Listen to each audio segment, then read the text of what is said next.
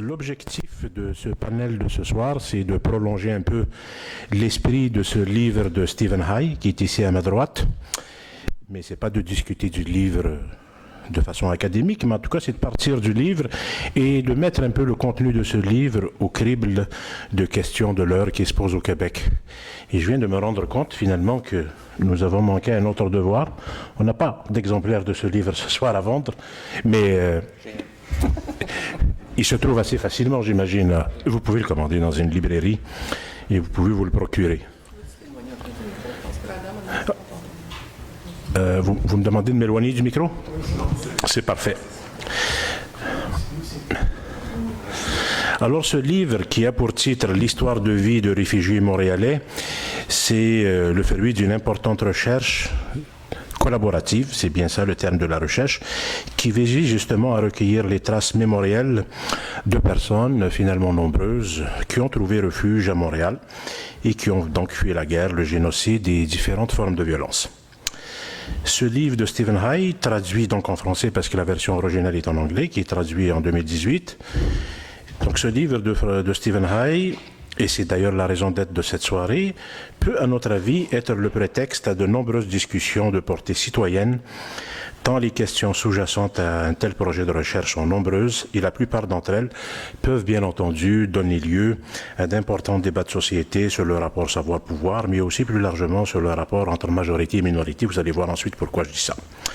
En tout cas, ce type de recherche, qui est à saluer, se voulait un projet de collaboration avec les groupes marginalisés et subalternes dans un esprit de construction dialogique et mutuelle d'un savoir conjointement créé dans une optique de justice sociale. Ce travail portait sur la mémoire des réfugiés et je dirais que l'expression publique de cette souffrance, sa mise en récit, devrait pouvoir conduire à une réflexion plus politique sur les enjeux de l'accueil ainsi que sur le rapport plus large aux groupes minorés dans notre société. Il s'agit donc en quelque sorte d'essayer de savoir de quelle manière les consciences verbales et pratiques de la souffrance se rattachent au politique et comment elles peuvent produire du politique. En somme, et c'est peut-être ça l'esprit un peu de la soirée, à quoi prête-t-on attention comme société quand on fait place à la mémoire des réfugiés ou tout simplement au récit de vie de catégories de personnes dont le vécu témoigne d'un écart entre les grands principes et promesses qu'annoncent et déclarent nos institutions et la réalité sociale vécue au quotidien. La question des réfugiés ou des migrants, qui est une histoire souvent construite par le bas, bouscule aussi les grandes tendances en histoire. Le rapport de la discipline au nationalisme méthodologique ou plus largement aux catégories non étatiques ou institutionnellement dominantes. À cet égard, comme le rappelle Stephen Hay, nous avons beaucoup à apprendre de l'évolution des pratiques de recherche dans les études autochtones, si l'on veut notamment faire émerger de l'histoire par le dialogue en vue d'en finir avec certains relevant justement du colonialisme intellectuel ou de ce qu'un historien que discute Stephen Hay, Bruce Grenville Miller, appelle le regard disciplinaire étranger. On devrait aussi compter sur les mêmes communautés, non seulement dans la production de la mémoire, mais aussi dans le travail d'interprétation auquel se livre justement une telle cueillette de mémoire sur le plan historique. De nouvelles méthodes sont donc à inventer dans une optique plus démocratique et plus inclusive, et c'est ça un peu l'esprit de ce livre. En somme, de quelle manière le Québec peut-il se laisser interpeller par cette forme d'histoire par le bas? Ce livre peut jouer un rôle en vue d'une sensibilisation aux enjeux de l'accueil dans une perspective plus politique, en rendant plus visible et plus publique la réalité de l'extrême violence vécue par de catégories de personnes importantes. Mais bien entendu, je dirais qu'une extrême violence à laquelle nos États ne sont pas toujours étrangers et qui est pour beaucoup tributaire d'une indifférence à une dynamique globale dans notre société et notre État tire profit. Voilà en somme un peu l'esprit, la perspective que l'on vous propose de réfléchir. Je vous explique maintenant le fonctionnement de la soirée. J'ai choisi de donner la parole dans un premier temps à Stephen Hay, notre invité de ce soir. Il disposera de 25 minutes pour nous présenter un peu l'esprit de ce projet de recherche, quelques questions qui émanent au terme de cette recherche. Ensuite, j'ai prévu de donner la parole à deux personnes qui seront un peu dans la posture de répondant et de la répondante en réaction, pas seulement en réaction aux propos, mais qui discuteront, qui vont nous livrer leurs réflexions sur ces questions sous-jacentes que je viens d'énumérer, mais aussi en mettant aussi ce qui est sous-jacent aux propos au crible de questions d'actualité. Donc, ils disposeront pour leur part de 10 à 12 minutes pour le temps de réaction. Donc, 25 minutes, 2 fois 10 à 12 minutes, ensuite une petite pause de 15 minutes et ensuite un échange avec la salle. Je vais présenter maintenant Stephen Hay, à qui je vais donner la parole tout de suite. Stephen Hay est professeur d'histoire et cofondateur du Centre d'histoire orale et de récits numérisés à l'Université Concordia. Il était aussi le directeur du projet de recherche Histoire de vie Montréal. Il est l'auteur de 11 livres. Vous pouvez les trouver en allant soit sur sa page à l'Université Concordia ou tout simplement en le googlant. Parmi donc eux, ce livre dont on va discuter ce soir, l'Histoire de vie de réfugiés montréalais, publié donc aux presses de l'Université Laval. Ces livres ont reçu de nombreux prix, notamment de l'American Historical Association, the Canadian Sociology and Anthropology Association et la Federation of the Humanities and the Social Sciences. Voilà, Stephen Hay, vous avez 20-25 minutes.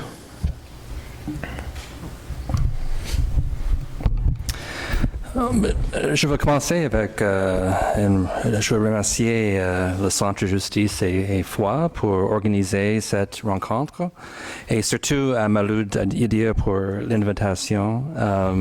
C'est aussi un plaisir de rencontrer pour la première fois François et Emily. Je connais des gens qui vous connaissent comme Stéphane Martelly et Daniel Soleil, donc c'est vraiment un plaisir de commencer de vous rencontrer aujourd'hui.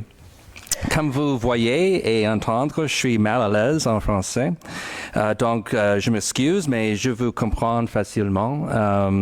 Dans notre projet de recherche, c'était un projet de plusieurs langues, Khmer, Kinyarwanda, anglais, français. Tout le monde parle dans leur propre langue et ça marche. Maloud m'a demandé 2 questions. Quelle est la portée explicative de la mémoire sociale? Quelle place réserver à ces histoires de vie dans notre récit collectif? Je pense que l'histoire orale nous donne une histoire multiple, moins unitaire, plus personnelle, une histoire subjective, pas une histoire objective.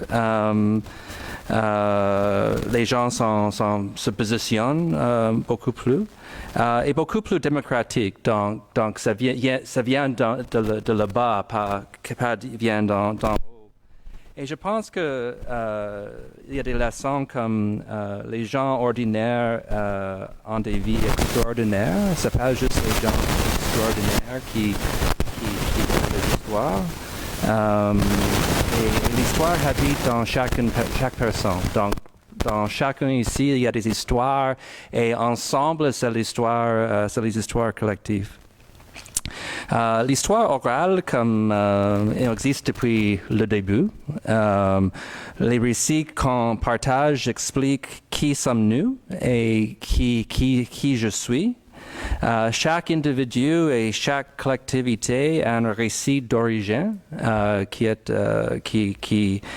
qui mettent nous ensemble rassemblement. Mais l'approche d'histoire orale plus formellement, ça commence dans les années 60 et 70 avec la diffusion de la technologie des outils d'enregistrement, mais aussi dans les années 60 et 70 les mouvements sociaux. Donc les histoires qui manquent dans nos archives et dans l'histoire nationale. Donc c'est surtout les féministes, les gens, les immigrants, les travailleurs qui ont vraiment adapté l'histoire orale comme une façon d'exprimer, d'intervenir, réagir dans l'histoire même. Et donc, je crois que ce moment-là a vraiment formé l'approche d'histoire orale. L'histoire orale, c'est pas juste un outil de recherche, mais aussi c'est un outil communautaire, identitaire, artistique, éducatif. C'est un outil de justice et de réconciliation. C'est un outil même familial. Et je pense que c'est plus largement, c'est un mouvement, c'est comme un projet de société aussi. C'est une différente façon de voir le monde. C'est pas comme ethnologie. Ethnologie, c'est une approche plus académique où il y a des institutions comme le département d'anthropologie. C'est autour de cette approche de recherche. L'histoire orale n'a pas une place dans les universités. Il y a plusieurs raisons pour ça. Les relations entre l'histoire orale et l'histoire, c'est un peu tendu. L'autorité des historiens se basée sur la distance, right? Le plus distance, le meilleur qu'on voit. Et c'est plus, on peut être critique si je suis ici, you know, mais si je suis à côté de toi, c'est impossible de dire rien. Donc, ça c'est la raison qu'en histoire, les étudiants d'histoire, il faut qu'ils écrivent dans la troisième personne ou même dans le temps passé. Hein. C'est les façons de distancier le chercheur et l'objet de recherche. Hein. Et ça c'est la logique disciplinaire d'histoire. L'histoire orale, c'est vraiment différent. C'est une approche où l'autorité est partagée. C'est un dialogue entre l'autorité d'expérience. J'étais là et je vais vous dire qu'est-ce qui s'est passé. Ça, c'est une autorité forte. Et c'est un dialogue entre ce genre d'autorité et l'autorité d'expertise. Hein. Donc, dans une entrevue d'histoire orale, il y a des questions, il y a un dialogue entre ces deux pôles-là. Et pour moi, ça, c'est vraiment quelque chose de spécial. On apprendre avec, c'est pas juste une question d'apprendre sur. Et pour moi, c'est un change politique. Comment en faire la recherche. Hein. Et pour moi, c'est un important changement. Donc, parce qu'il n'y a pas une institutionnalisation d'histoire orale, pour moi, c'est une des forces de cette approche-là, parce qu'on trouve les historiens d'histoire orale un peu partout, hein? Un peu partout dans le monde universitaire, mais au monde communautaire aussi. La plupart des gens qui identifiés comme des historiens d'histoire orale sont des gens ordinaires qui font des projets dans la communauté, dans leurs écoles, dans leurs mouvements sociaux, tout ça. Donc c'est une conversation, je pense, un peu différente. C'est un espace communauté-université, pour moi, vraiment unique. Donc le projet Histoire de vie Montréal vient dans cette histoire. Le projet a commencé en 2005. C'était un projet de 7 ans. Et c'était un projet où on fait la recherche en partenariat avec les communautés des survivants. Surtout les communautés rwandaises, haïtiens, cambodgiens, juifs. Mais aussi d'autres communautés comme arméniens, les chiliens et d'autres personnes. C'était une équipe mixte, donc c'est pas les chercheurs et les communautés comme l'objet de recherche. L'équipe était une mix des gens. Donc les survivants étaient les copilotes dans le projet qui a développé le projet et qui implémentait le projet quand même. Et pour moi, ça c'est vraiment important. Qui contrôle le processus est une question de pouvoir. Et pour moi, c'est une question politique parce qu'il y a beaucoup de voyeurisme, par exemple, avec les histoires plus dures. Donc, si c'est un processus collaboratif, pour moi, ça change beaucoup. Pendant 7 ans, on a fait 500 entrevues dans plusieurs sessions. Et pour moi, on a pris le temps. Et pour moi, ça c'est différent que d'autres projets où les gens expriment dans les enregistrements vraiment courts. Donc, par exemple, la Commission des vérités et réconciliation au Canada avec les autochtones qui ont eu l'expérience qui ont vécu l'expérience des écoles résidentielles. Les entrevues là a duré 45 minutes. Et pour moi, c'est dur parce que c'est pas juste une question de qu'est-ce qui se passe dans les écoles, mais l'impact de cette violence dans la vie plus large. Hein? Donc, si on se concentrait seulement de ces années comme étudiant, ok, c'est bon, mais la violence a un impact pour toute la vie pour les gens. Et il y a des impacts sur les familles, les communautés, tout ça. Et si on continue, c'est trop limité, je pense qu'on diminuait l'expérience. Hein? Donc pour nous, on a fait des entrevues de 2 heures jusqu'à 20 heures pour chaque personne. 20 heures, c'est les entrevues qui durent 2 ans. Avec des sessions comme ça, là, tout enregistré. L'équipe était mixte, donc beaucoup de nos intervieweurs étaient eux-mêmes des survivants. On a eu des intervieweurs qui étaient les fils ou les grands-fils des interviewés ou les amis ou qui viennent de la même communauté ou qui sont à l'extérieur. Hein. Et pour moi, c'est pas une question, il n'y a pas une position parfaite. Chaque position pour un chercheur ou pour un intervieweur crée un espace particulier. Si j'entrevue ma mère et si vous entrevue ma mère, c'est une différente conversation. C'est pas que la mienne c'est meilleure que la vôtre l'espace, hein? Mais pour moi c'est subjectif. Hein? Donc l'approche est flexible. On a eu des questions, bien sûr, mais aussi chaque survivant a des raisons eux-mêmes pour participer, pour exprimer.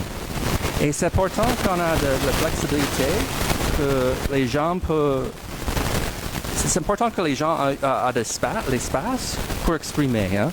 Donc, par exemple, on définit un espace qu'on veut explorer dans une entrevue, mais peut-être la personne a le même espace, peut-être c'est comme ça là, peut-être pour eux, ça c'est important, et pour nous, au début, ça c'est important. Et donc, c'est vraiment important d'avoir le temps, right, d'explorer tout. Et sinon, pour moi, c'est mauvais si quelqu'un est interviewé, mais pas eu le temps, l'espace d'exprimer ce qu'il pense est le plus important. Pour moi, c'est une question d'éthique, critique. Après l'entrevue, l'entrevue est le début de le processus.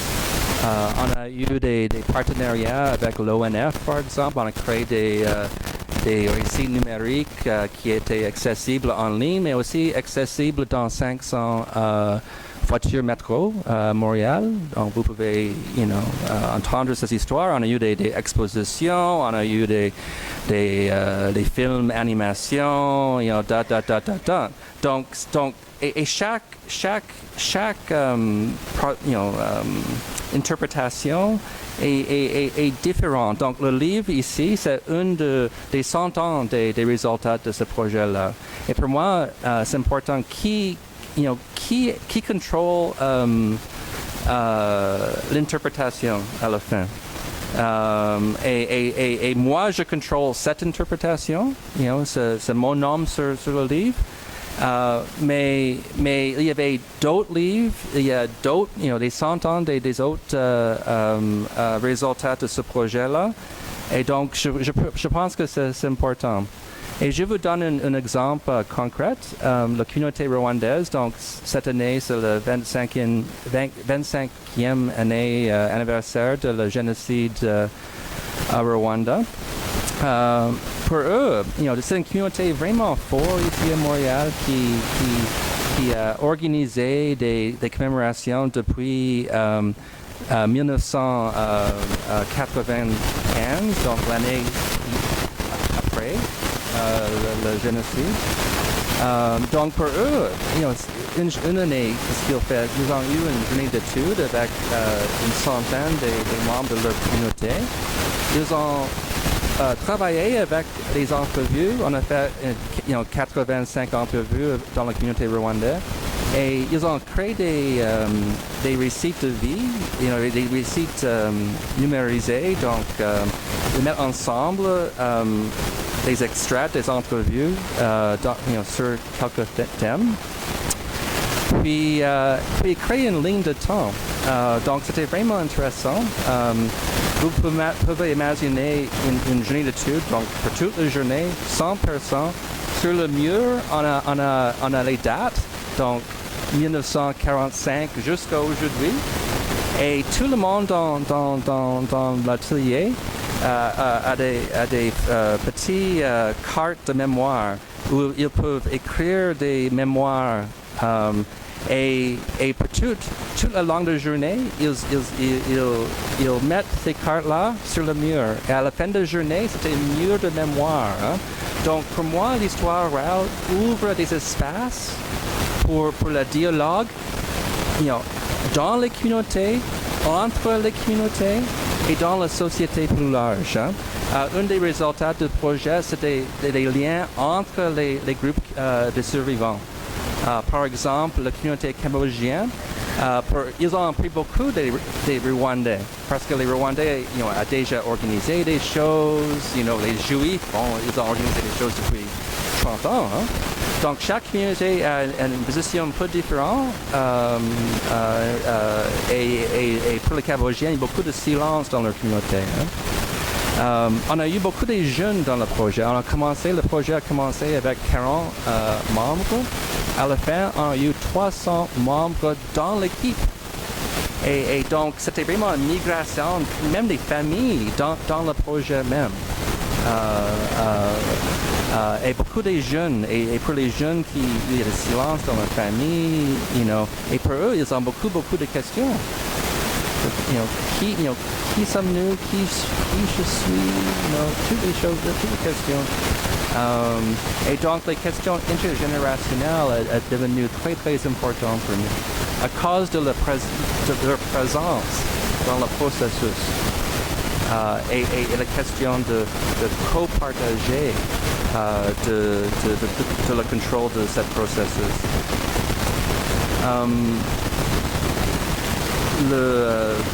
Plus largement, je vais finir. Je sais que c'est... OK. Je sais que par exemple, la commission Bouchard-Taylor, une de leurs recommandations était qu'on a besoin plus d'histoire orale, on devrait partager nos histoires. Et c'est pas magique, bien sûr, comme OK, on partage l'histoire et tous nos problèmes disparaissent. Mais je pense qu'une chose que le partage des histoires, un des résultats, c'est une régénération des liens sociaux. Hein? Il y a beaucoup de recherches dans les contextes d'après violence de masse, en Afrique du Sud par exemple. Et les gens parlent dans un contexte de rupture sociale, une rupture entre les générations, entre les groupes sociaux, où il n'y a pas des liens, ou des liens qui existent auparavant sont terminés ou sont pas freinés, mais je pense que dans un contexte comme Québec, c'est une question de la génération de ces liens. Dans un contexte polarisant.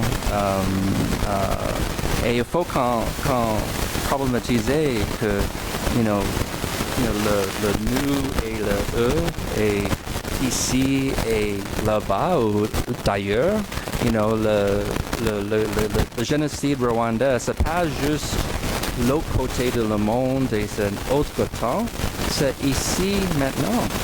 Il y a des milliers, right, des survivants qui habitent ici à Montréal. Et leurs histoires deviennent une partie de notre histoire. Donc, c'est une différente façon de comprendre l'histoire avec l'histoire orale. Je pense que ça devient plus difficile d'avoir des débats abstraits. Les immigrants, les réfugiés, les purlains, la vie, c'est beaucoup plus compliqué.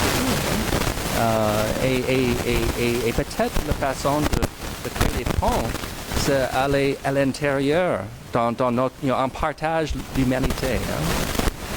Donc ça, c'était vraiment l'esprit de ce projet-là. Donc c'était un projet recherche, mais c'était aussi un projet mémoire. C'était un projet, chaque communauté a leur propre raison pour participer dans cette chemin. Et le projet a eu beaucoup des enfants et petits-enfants, beaucoup des projets et même les vrais enfants. Ça, c'est une autre histoire, là, mais communauté, université, mais ça continue. Hein. Maintenant, on a des projets entre la communauté où il n'y a pas des membres universitaires. Et pour moi, c'est super bon parce que, ils ont eu la capacité maintenant de faire leur propre recherche, à faire les propres projets d'histoire orale, par exemple. Par exemple, à le Centre commémoratif de l'Holocauste, ici à Montréal, il y a une exposition temporaire qui tourne. Chaque communauté prend leur tour de cette installation. Et c'est les 4 communautés qu'on travaille avec. Hein? Donc, c'est leur projet de recherche ou d'éducation ou de commémoration. On a un autre projet. On a 500 entrevues. Donc, c'est bien bon, hein? OK, on a 500 entrevues, on a des entrevues de 20 heures, mais qui va entendre ces histoires-là maintenant que le projet est terminé? Et pour moi, ça, c'est tellement important. Donc, on a un projet de comment on peut créer une archive vivante. Comment est-ce qu'on peut écouter ces histoires dans les autres façons. Hein? On peut écouter prochement ou avec plus de distance, par exemple. On peut peut-être entrer de ces histoires-là dans les interfaces cartographiques, par exemple, ou comment. Hein? Donc, on a un projet de 3 ans juste pour travailler avec les 85 entrevues rwandais en partenariat avec Page Rwanda, donc le groupe qui est responsable des survivants dans leur propre communauté.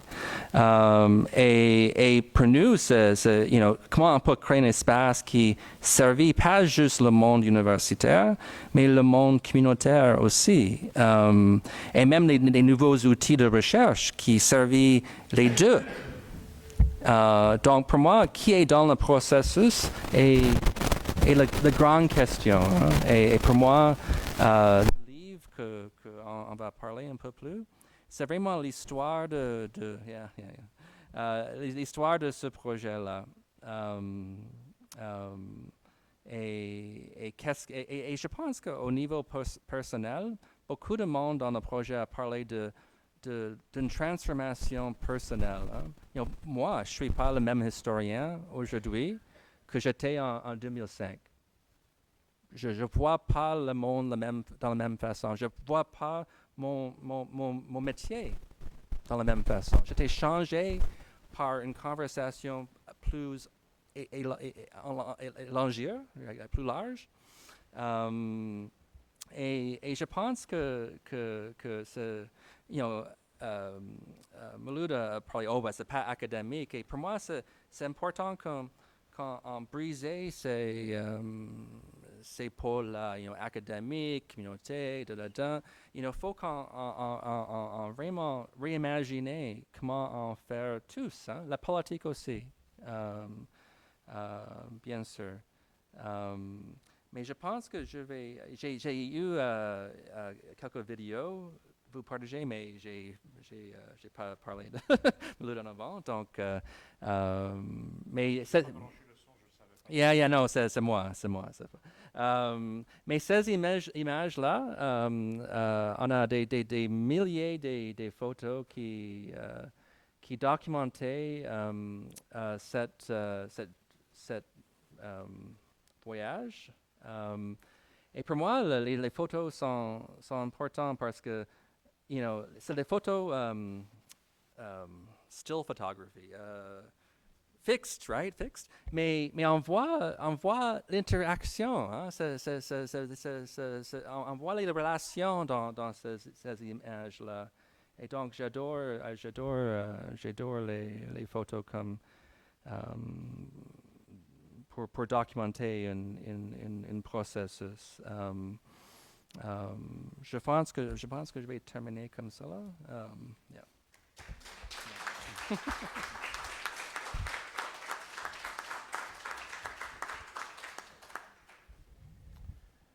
Merci beaucoup, Steven, d'abord pour avoir respecté le temps, pour avoir répondu à la commande et aux questions que je vous ai envoyées. C'est toujours bien quand le conférencier répond aux questions qu'on lui envoie et qu'il ne fait pas autre chose. C'est très apprécié. Merci aussi pour l'effort de faire ça en français. C'était très intelligible. S'il y a des précisions, vous aurez l'occasion de préciser votre pensée pendant la période d'échange avec le public. Je retiens aussi ce terme que vous avez employé tout à l'heure qui explique bien la démarche apprendre avec et non pas apprendre sur. Donc c'est un processus dialogique. Le savoir, c'est comme l'intelligence, c'est collectivement créé. Votre livre parle aussi beaucoup de votre démarche d'historien, donc la façon de faire ce type d'histoire, hein, la place de ce type d'histoire orale dans le canon de la discipline historique, c'est toutes des choses sur lesquelles on va revenir. Et le dialogue du travail de l'historien avec d'autres disciplines quand on fait ce type d'histoire orale. Merci infiniment. Alors, pour ce qui est des personnes qui vont enchaîner, j'ai pas eu la présence d'esprit pendant le souper. On parlait de hockey, on parlait de toutes sortes de choses. Je leur ai pas dit qui voulait réagir en premier, donc ça va être François. Voilà. Alors, François Rocher, qui a généreusement accepté de participer donc à ce panel amicalement, généreusement. Et puis, je vous remercie en pour son travail parce que je l'ai sollicité. Je lui ai dit voilà, c'est une conférence de portée citoyenne, je le déplace d'Ottawa. Il a jugé pertinent de venir livrer sa réflexion pour un tel panel. Je lui en suis très reconnaissant. Alors, lui, il est professeur titulaire à l'École d'études politiques de l'Université d'Ottawa depuis 2006. Il est titulaire de la chaire de recherche Jean-Luc Pépin. Il expliquera si jamais vous avez besoin de précision qu'est-ce que c'est. Cette chaire Jean-Luc Pépin, c'est une chaire d'études en politique canadienne. De 1990 à 2006, il était professeur au département de sciences politiques de l'Université Carleton. Il occupe actuellement le poste de président de l'Association canadienne de sciences politiques. Monsieur le Président, donc. Ses intérêts de recherche. La discipline qui m'a formé, la science politique. Comme le droit, il faut en sortir. Je ne commenterai pas. Ses intérêts de recherche portent notamment sur les enjeux liés à la diversité pluriethnique et plurinationale, la citoyenneté, la politique constitutionnelle, le fédéralisme canadien et le nationalisme québécois. Je vous recommande de lui, au nombre de ses textes, un texte qui est très inspirant, qui est très intéressant, contenu dans un ouvrage collectif qui a pour titre L'interculturel au Québec, contre-historique et enjeux politiques, notamment ce texte qu'il a écrit, le chapitre 3 de ce livre que je vous recommande, la mise en œuvre des recommandations de la commission Bouchard-Taylor. C'est l'un des meilleurs textes d'analyse critique rétrospective sur cette commission. Je vous le recommande fortement, 20 pages qui se lisent très bien. François le mérite de faire des textes intelligibles sans sacrifier à la rigueur et la profondeur.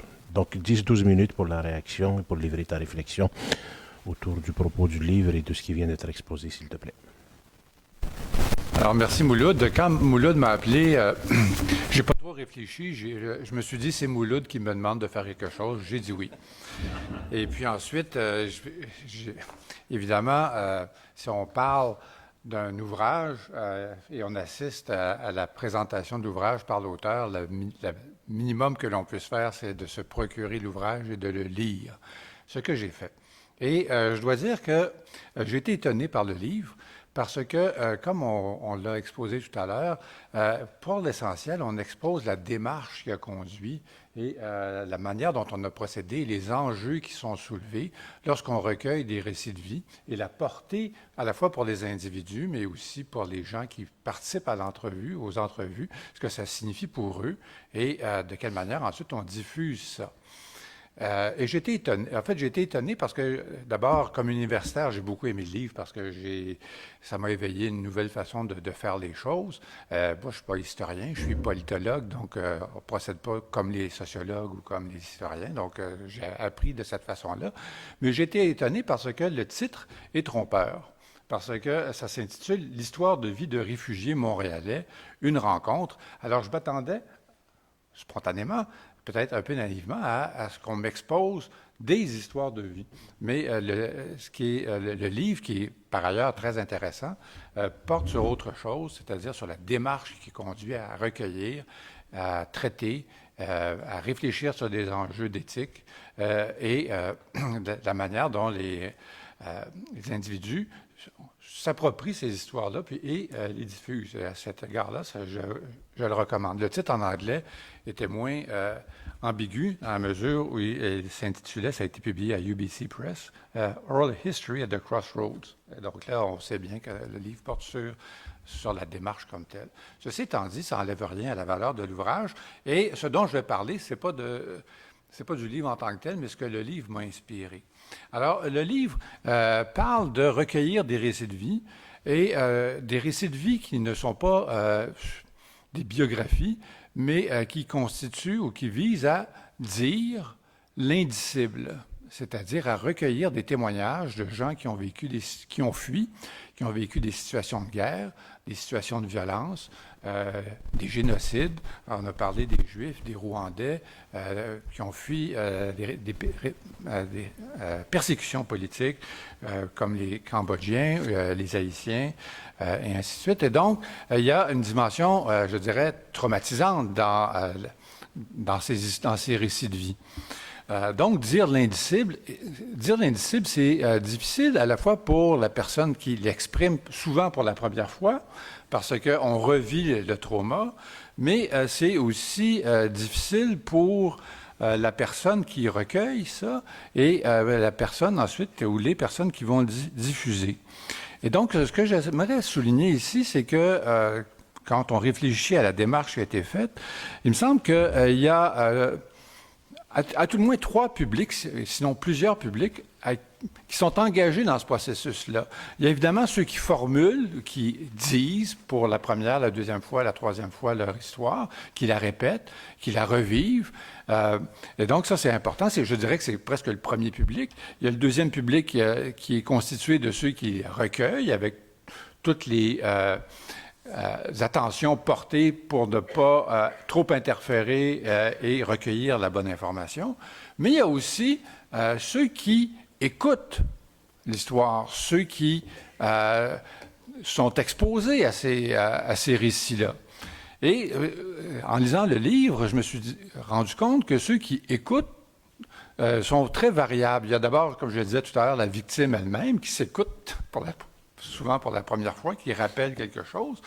Mais il y a aussi souvent les familles et les enfants qui n'étaient pas au courant de toute cette démarche-là, ou plusieurs d'entre elles, à tout le moins, n'étaient pas aussi informées que ce que l'histoire a révélé par la suite. Il y a la famille, les proches. Il y a aussi parmi les gens qui écoutent, la communauté elle-même. On parle beaucoup dans le livre, par exemple, des réfugiés rwandais qui, une fois arrivés à Montréal, se réunissent, exposent entre eux ou écoutent l'histoire des autres. Des réfugiés, d'autres communautés qui assistent aussi à ces rencontres-là. Donc, il y a la communauté ou les communautés. Mais il y a un quatrième public dont on parle peu dans le livre.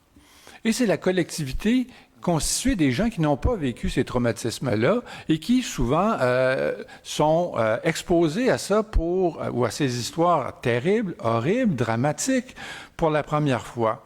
Et à la fois celui qui formule son récit et celui qui l'écoute sont transformés par cette dynamique-là. C'est-à-dire qu'ils sont transformés de plusieurs manières. La première manière, c'est d'abord pour les gens qui ne sont pas trop narcissiques ou sociopathes, une forme d'empathie, c'est-à-dire qu'on ne peut pas faire autrement que d'être touché par ces récits-là. Donc, on est transformé, mais la transformation n'est pas qu'individuelle. La transformation, elle est aussi, je dirais, sociétale, dans la mesure où la multiplication de ces récits-là nous aide à déconstruire, si on veut, la catégorie trop abstraite dans les débats de réfugiés. C'est-à-dire, un réfugié, c'est pas un réfugié.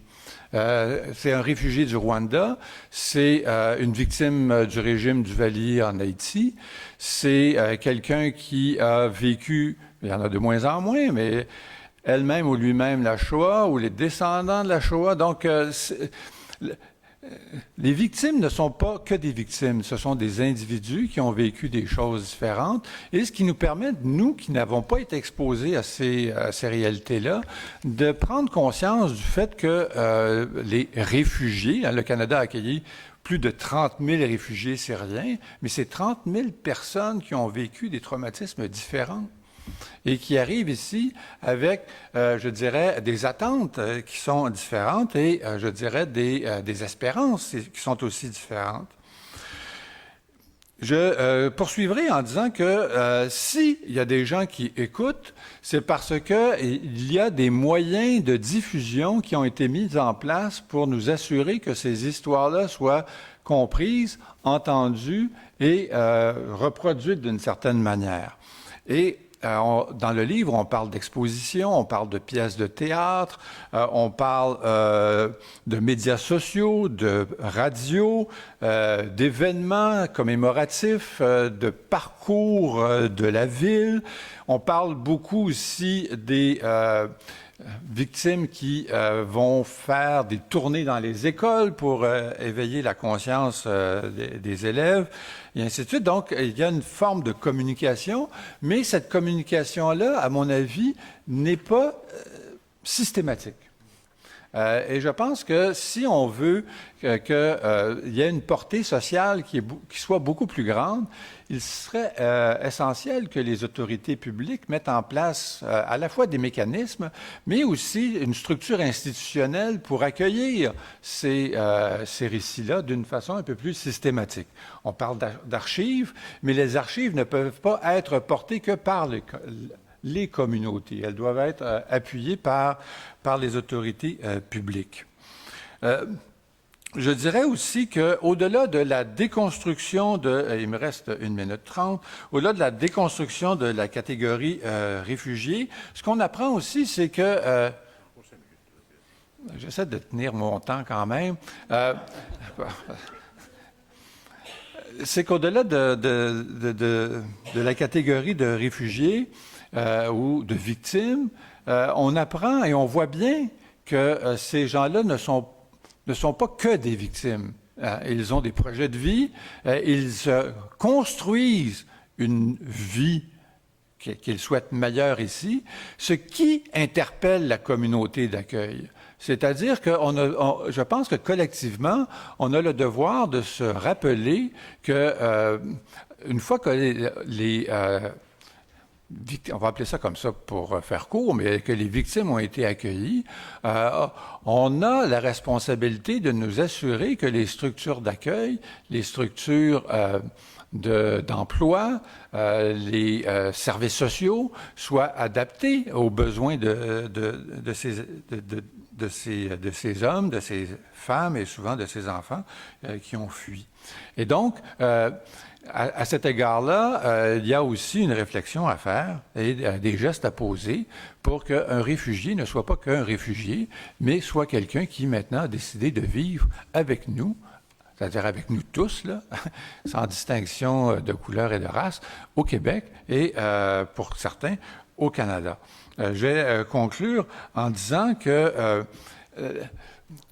c'est pas tellement la portée explicative des récits de vie qui m'a intéressé dans votre démarche, mais c'est important. Je veux dire, on demande des subventions au CRSH. Il faut bien enrober ça dans un discours accessible pour les évaluateurs. Mais je pense que la grande force du recueil des récits de vie, c'est non seulement le devoir de mémoire, mais c'est aussi le devoir de s'interroger sur les conditions qui font en sorte qu'il est encore possible, dans certaines circonstances, de développer des conditions pour que les relations, je dirais, interraciales soient pacifiées. Et je dis ça et je le dis aujourd'hui parce que dans le discours public qui nous entoure en ce moment, je ne dis pas qu'on est en train de mettre en place les conditions pour reproduire ce que les gens ont vécu, mais ce qu'on est en train de faire, c'est qu'on est en train, à mon avis, de créer des catégories sociales artificielles qui font en sorte qu'on déshumanise ce que les gens vivent. On leur retire la parole, on ne leur demande pas de s'expliquer. Et la grande force des récits de vie, et je vais vraiment terminer là-dessus, c'est de nous rappeler collectivement que la première condition du dialogue, c'est l'écoute.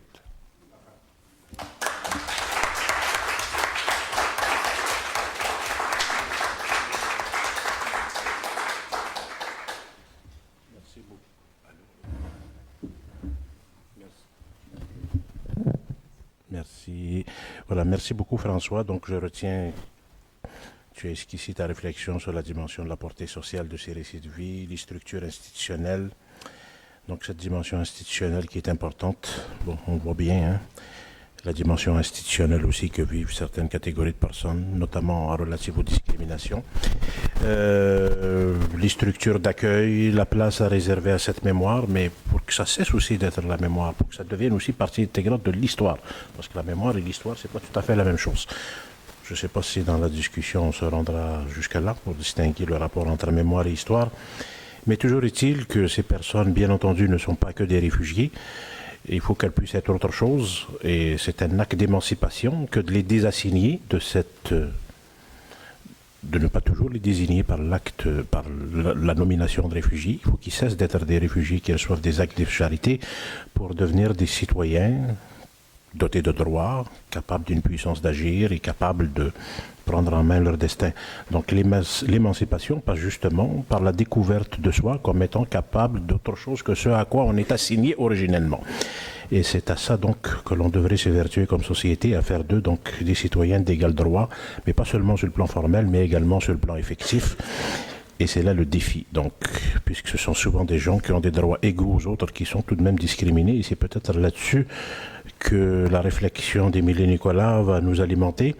Émilie, qui est chroniqueuse au quotidien Le Devoir, que vous pouvez lire depuis quelque temps, elle est conférencière, consultante, anthropologue. Elle est fréquemment appelée à commenter des enjeux de droits de la personne dans les médias, et ses travaux ont été publiés dans plusieurs revues, magazines et journaux. Voilà, donc Émilie également, qui a accepté généreusement de se prêter à cet exercice, donc ce soir, et puis qui a collaboré à plusieurs reprises avec nous au Centre Justice et Foi dans toutes sortes d'activités. Merci au nom de mes collègues et du public d'avoir accepté cette invitation, et c'est à ton tour. Merci Mouloud. Première étape, gérer le micro.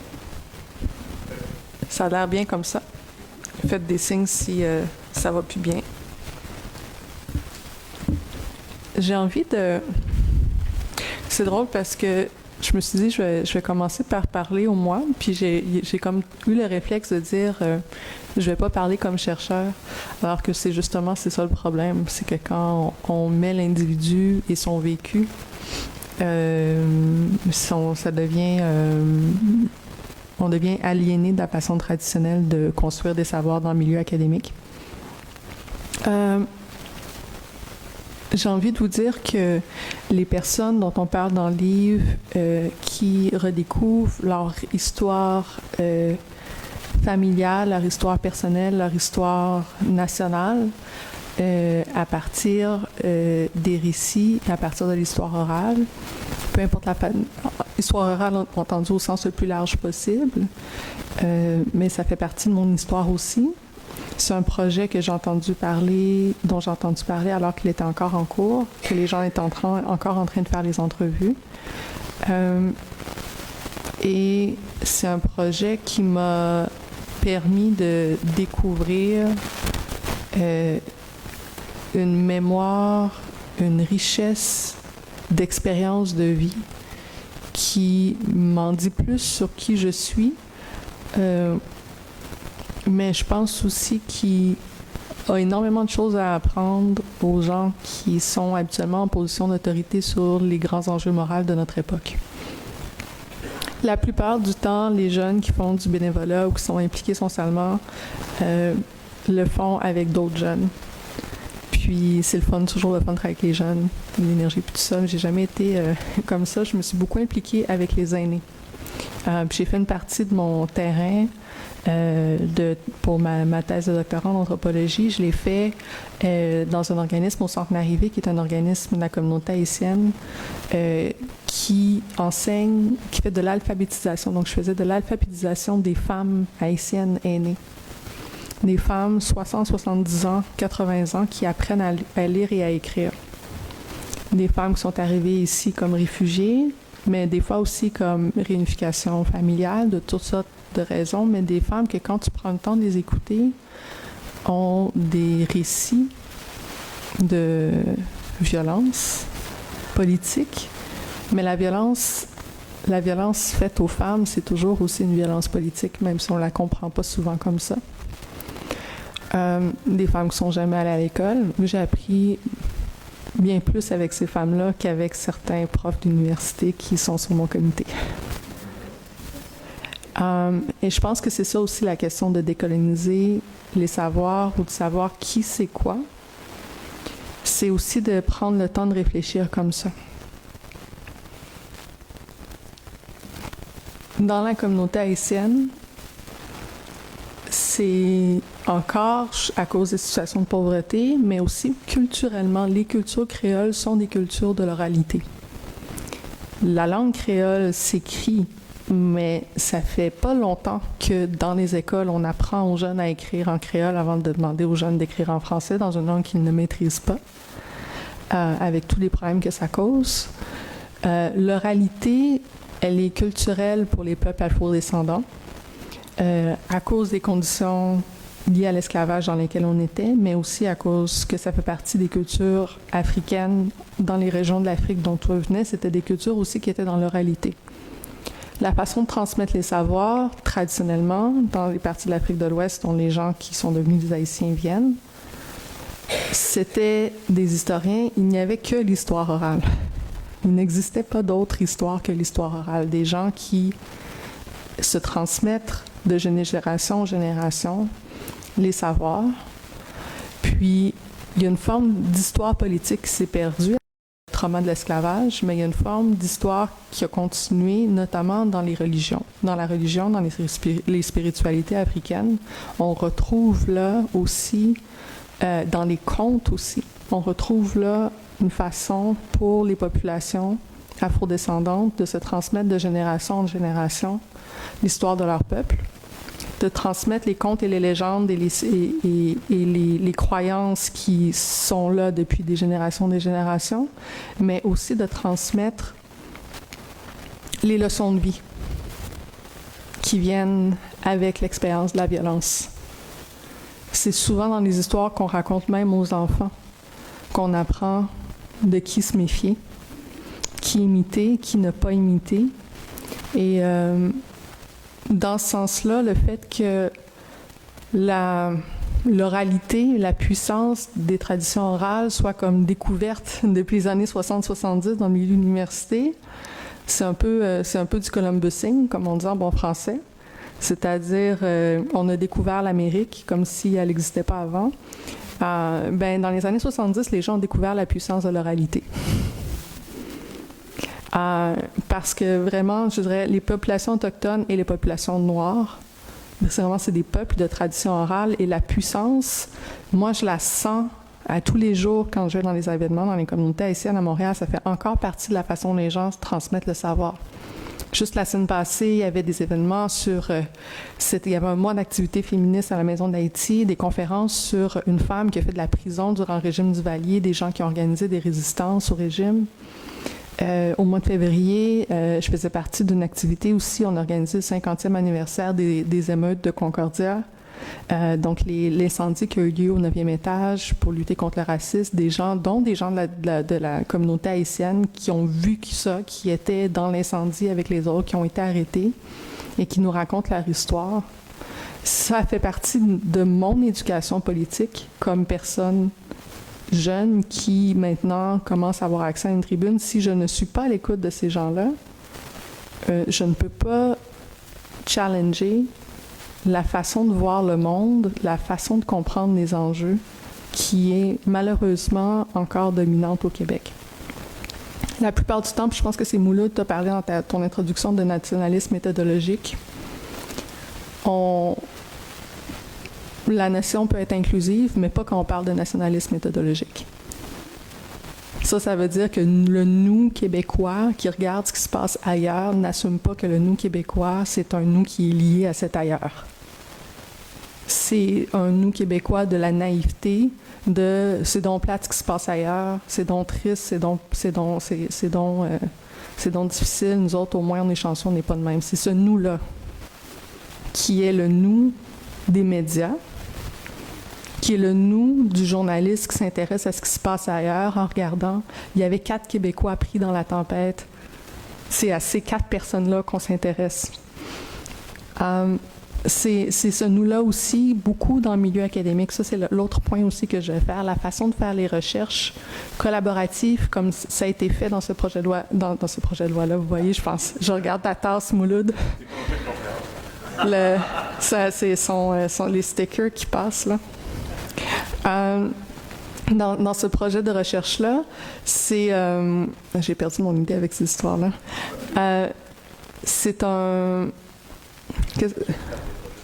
une façon de faire des projets de recherche qui est toujours importante, mais qui est d'autant plus cruciale étant donné l'homogénéité criminelle du milieu de la recherche. Surtout quand c'est question de poser ça. Imaginez si tous les départements d'études féministes étaient contrôlés par des hommes, le genre de questions qu'on poserait. Bien, quand on parle de diversité, puis d'inclusion, puis d'international, puis de génocide, puis de droits humains, là, c'est ça qui se passe dans qui a l'autorité de produire les savoirs. Et c'est important toujours de faire de la recherche en collaboration, mais il faut comprendre que s'il y avait plein d'Autochtones aussi professeurs d'université, les enjeux d'éthique puis de collaboration avec les communautés, ça serait toujours important. Mais là, il y a un degré supplémentaire d'urgence par rapport à ça qui fait que le nous du chercheur, et ça revient à ce que je disais au début, le nous du chercheur ne peut pas être un moi chercheur avec mon vécu et mon histoire personnelle. Parce que l'objectivité aussi en recherche, elle a été construite. Elle a été construite par des gens qui ont le monopole de l'objectivité, de par leur identité. Et c'est important de déconstruire ça. C'est important que les gens qui n'ont pas l'habitude de dire « mon expérience » et voici comment ça influe mon regard sur la vie, sur la politique, sur la recherche, sur les relations que j'ai avec les gens que j'interviewe. Il faut que les gens qui n'ont pas l'habitude d'être mis sur le spotlight, mais toi, explique-moi ton parcours. Il faut que c'est probablement ces gens-là qui doivent le plus se poser ces questions-là dans la façon dont ils réfléchissent la recherche, et donc la façon dont on réfléchisse les collaborations, et donc la façon dont on réfléchit la construction des savoirs. Puis, la dernière chose que j'avais envie de vous dire, c'était par rapport à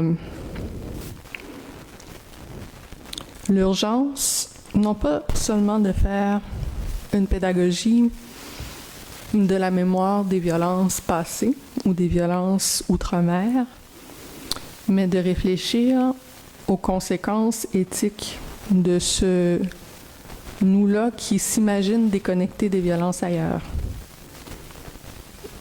Il y a 3 semaines, j'étais à Halifax Moi, j'étais à Halifax, puis je suis passée au musée de l'immigration, le musée canadien de l'immigration qui est là. Puis vous avez à l'entrée un monument qui est là en mémoire du MS Saint-Louis, qui est donc un bateau en 1939 qui était parti d'Europe, plein de demandeurs d'asile juifs, qui a essayé de se rendre à Cuba, qui a été refusé, qui a essayé de se rendre aux États-Unis, qui a été refusé, qui s'est rendu à Halifax, qui a été refusé aussi. Et le 2/3 des gens, tout le monde a été forcé d'aller, de retourner en Europe, et le 2/3 des gens sont morts dans les camps de concentration. Est-ce que le Canada des années 30 est un régime nazi? Non. Est-ce qu'il y avait de l'antisémitisme ici? Oui. Est-ce que l'antisémitisme d'ici a facilité la job des nazis? Oui. Et ça, on n'est pas prêt à réagir, on n'est pas prêt à réfléchir à ça. Oh, qu'on n'est pas prêt à réfléchir à ça. Réfléchir aux conséquences de dire non, aux conséquences de fermer ses portes. Puis, historiquement, on le fait souvent. Couple de décennies plus tard, on s'excuse, on donne une médaille, on fait un monument, puis on recommence. Je ne sais pas si vous avez déjà aussi entendu parler de l'histoire du catamaran. Donc, ça s'est passé dans le Pacifique. Un bateau de personnes d'origine indienne, la plupart des Sikhs qui étaient à l'époque, au début du 20e siècle, persécutés pour leur religion, qui sont arrivés à Vancouver, se sont fait dire non, ont dû faire le chemin en bateau jusqu'en Inde. La plupart ont été massacrés du moment qu'ils sont débarqués en Inde. Maintenant, on parle, surtout dans l'ouest du pays, on fait l'éducation là-dessus. Mais aujourd'hui, quand on parle des Syriens, ou quand on parle, on ne veut pas de ça des musulmans ici, c'est tous des terroristes et des dangereux. Il y a combien de personnes qu'on condamne à mort en disant ça, puis en faisant ça? Quand on parle de ce qui se passe, les violences, les guerres civiles au Congo, mais on ne veut pas de ça des Noirs ici, comment est-ce que ça contribue à amplifier les conflits ailleurs? Bien sûr, on n'est pas tout seul là-dedans. Ça prend un ensemble de pays, mais je ne vous apprends rien. L'islamophobie, elle est grande, elle est partout. Puis la négrophobie aussi, elle est grande, elle est partout. Puis quand ça commence à être partout, là, ça commence à coincer des populations puis à empêcher le mouvement des populations. Donc, je vous incite en terminant à réfléchir à ça, parce que je pense qu'un des dangers, c'est que qu'on réfléchit à la mémoire de l'Holocauste, on réfléchit à la mémoire du régime de Pol Pot, on réfléchit à la mémoire de Duvalier, puis on se dit « never again ». Puis quand il y a des choses qui se passent devant nous, on pense que les gens qui font des liens grimpent dans les rideaux, paniquent, puis on dit que c'est des gens qui exagèrent parce que c'est inconfortable. Parce qu'on veut être du bord du confortable. Mais les gens qui se sont levés puis ont dit non à des choses inconfortables, elles étaient toujours en minorité dans leur propre époque. Puis c'est après qu'on dit, ben oui, on était tous dans la résistance. Mais à l'époque, Martin Luther King, il se faisait tirer des roches partout. Tout le monde le traitait de terroriste, là. C'est après qu'on l'a encensé, une fois qu'il était mort. Donc, ça serait juste, je veux juste terminer là-dessus, ça serait le fun que les gens qu'on parle des gens qui se battent pour les réfugiés ici. Je vois France-André dans la salle qui fait tellement contre les déportations, puis il y a d'autres personnes ici. Ça serait le fun qu'on les supporte avant qu'ils soient morts. Merci.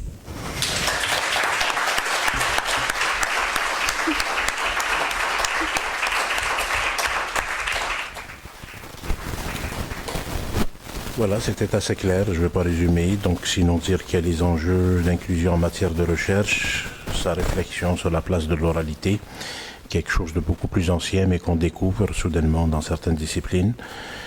Il s'agit aussi de construire une mémoire de nos souffrances, qui est une mémoire qui emboîte plusieurs échelles spatiales. Il y a de l'international dans le national, il y a du local. Donc réfléchir de façon multiscalaire et à plusieurs échelles à ces enjeux, parce que l'histoire de nos recherches, l'histoire de notre confort participe quelque part de l'histoire de l'exploitation du monde.